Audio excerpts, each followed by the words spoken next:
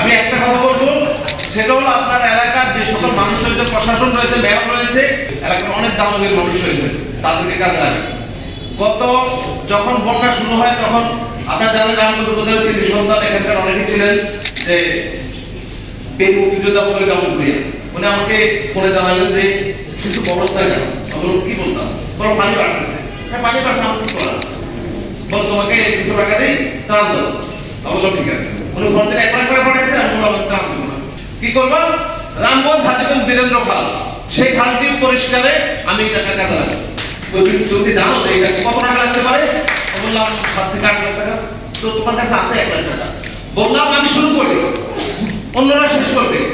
ঠিক রামগঞ্জ উপজেলা প্রশাসনের বর্তমান যিনি প্রশাসন জনপ্রশাসন মন্ত্রণালয়ের খুব রিসেন্ট সময়ের আগে থেকে চলে এসেছেন নির্বাহী অফিসার শাহরুল ইসলাম, ওনার একেবারে কঠোর নির্দেশনা ছিল যে আজকে বলবেন হয় খাল পরিষ্কার হবে নতুবা হবে না। আর 96টা অবৈধ স্থাপনার তালিকা ধরাই দিছে, যদি খাল পরিষ্কার না করেন তাহলে এগুলো আমরা উচ্ছেদ করবো।